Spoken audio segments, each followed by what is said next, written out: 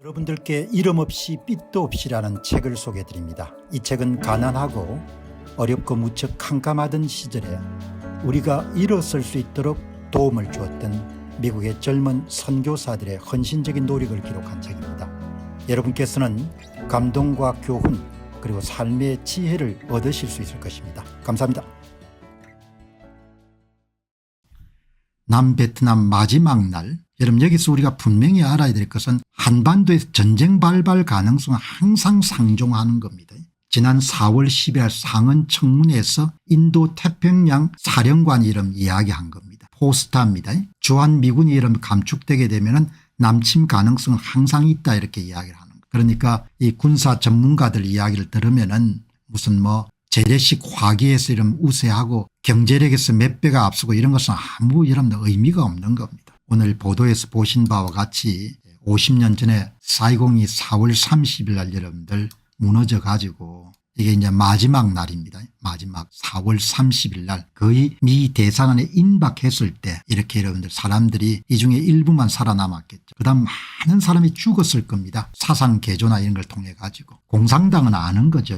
사상 개조가 불가능한 사람들이 많기 때문에 고위공직자나 경찰이나 군인들은 다 죽였을 겁니다. 지금은 이제 역사랑이 성자의 역사이기 때문에 그런 어두운 이야기는 다, 그리고 많은 이렇게 여러분 이게 4월 30일 날 티우 대통령의 대통령 관저에 여러분들 이게 진입하는 베트콩 탱크인 거죠. 그리고 많은 사람들이 그 남태평양 남중국해를 떠나가지고 이런 보트 피플로 여러분들 이렇게 떠난 겁니다. 도저히 이 사람들은 살 수가 없었기 때문에. 그리고 이 보트 피플이 완전히 해소가 돼서 여러분들 부산에 있는 월남인 보호소가 없어지는 것이 1993년입니다. 아직도 전쟁이 나면 미군이 도와준다고 믿는 우매한 국민, 우리가 싸울 의지가 없으면 미군은 도와줄까요? 당연히 안 도와주는 거죠. 그리고 한국인들이 전쟁을 수행해서 국가를 지킬 의지가 있는 거는 미국 측이 훤히 다 알고 있을 것입니다. 여러분들 이렇게 다음에 보트피플도 한번 제가 별도로 한번 다루도록 그렇게 하겠습니다. 이게 이제 홍콩에 여러분들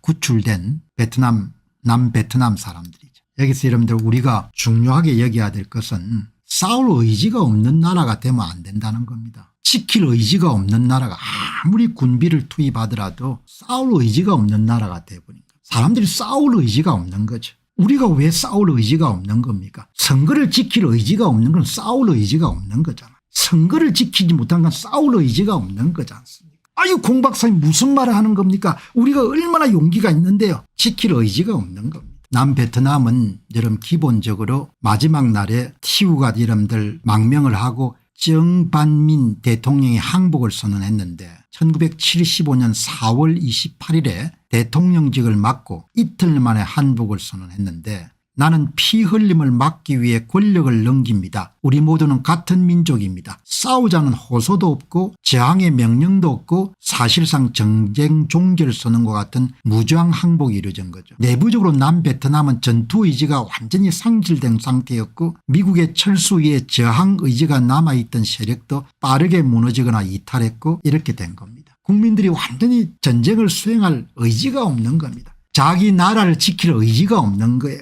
그리고 무엇을 지켜야 될지를 별로 관심이 없는 겁니다. 남이 지켜주면 좋은 일이고 아니면 할 수 없다 이렇게 생각하는 거예요. 이렇게 나라가 자동적으로 무너져 내리는 거예요. 남베트남은 왜 패망할 수밖에 없었는가? 국민 다수가 정권의 정당성에 대해서 여러분들 동의를 안 하는 겁니다. 군도 이런 부패하고 공무원도 부패하고 정권도 부패하고 국민 다수가 그냥 나만 살면 된다. 민심 이탈이 심각했던 겁니다. 그리고 곳곳이 여러분들 베트콩이 다 침투해 있었던 겁니다. 베트남 전쟁은 외세가 지켜줄 수 없는 전쟁, 국민 스스로 지킬 의지가 없을 때 승리할 수 없는 전쟁이라는 것을 보입니다. 지금처럼 한국 사회를 보게 되면은 결국 전체주의 체제가 50년 넘게 추진한 그런 전략이 먹혀 들어가고 있구나, 그런 게 느끼시는 분들이 많으실 겁니다. 개방 사회는 많이 부패했고 많이 안일하게 된 거고, 전체주의 사회는 한 가지 목표를 세운 다음에 50년 60년을 계속해서 이런 같은 노력을 해온 겁니다. 그래서 이번에 계엄을 선포하고 난 이후에 사회가 성한 데가 없지 않습니까? 전부가 이름 썩어버린 거예요. 그래서 이런 베트남 전쟁이 4월 30일 날 사이공 함락 50주년인데 더더욱 여러분들 가슴에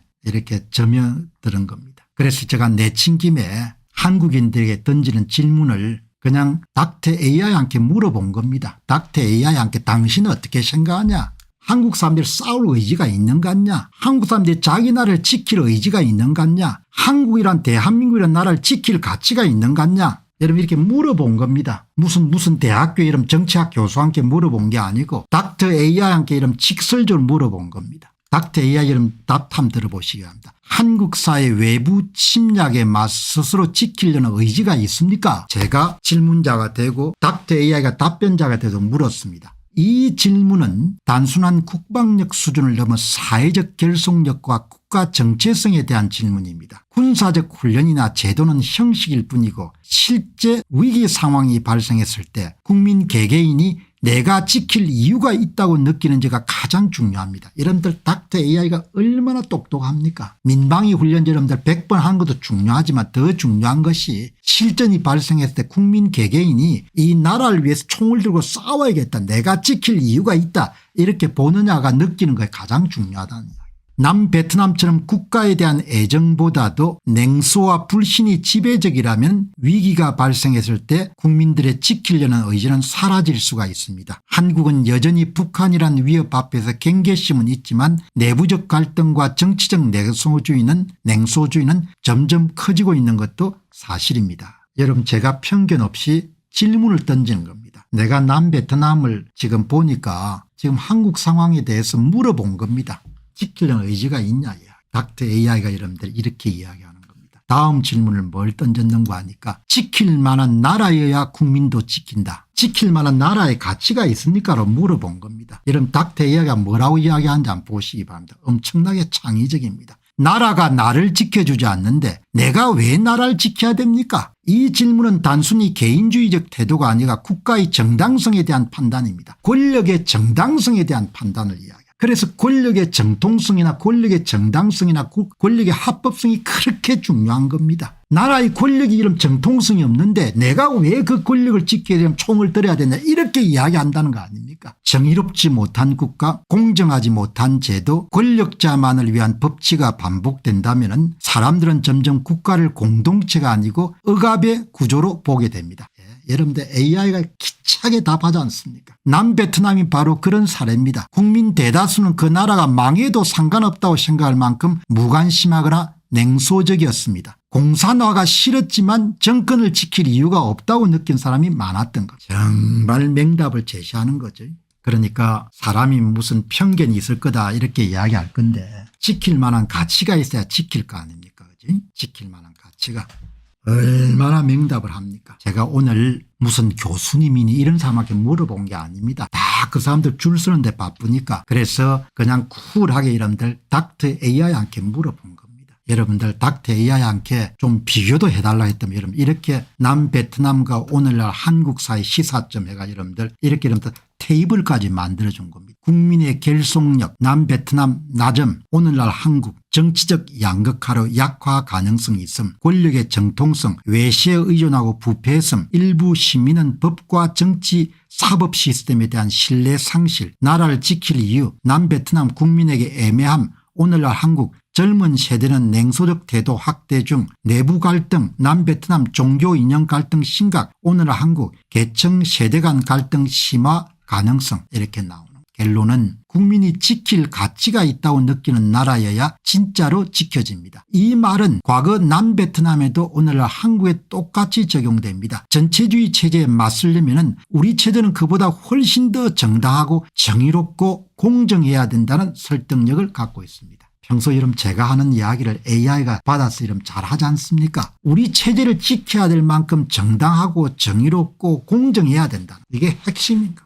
오늘 4월 30일 날 4.20이 함락된 남베트남의 수도였던 4.20이 함락된 지금은 이제 호치민시죠.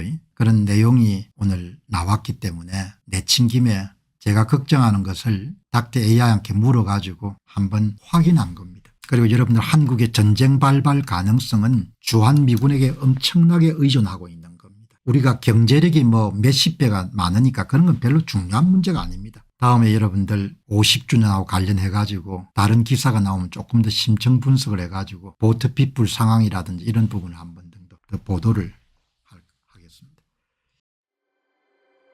안녕하십니까, 공병호입니다. 그동안 공병호TV는 선거 공정성 회복과 자유민주주의 체제의 보존과 발전을 위해 노력해왔습니다. 이런 노력들이 지속될 수 있도록 공병호TV의 정기 후원 프로그램이자 멤버십 프로그램을 소개해드립니다. 뜻 있는 분들의 관심과 동참을 부탁드립니다. 선거 공정성 회복을 위한 노력을 지지하시고 훌륭한 나라 만들기에 동참하시는 시청자분들이시라면 구독 버튼 바로 옆에 있는 가입 버튼을 통해서 정기 후원 프로그램에 가입할 수 있습니다. 가입 버튼을 누르시면 공병호TV의 후원자가 되시게 됩니다.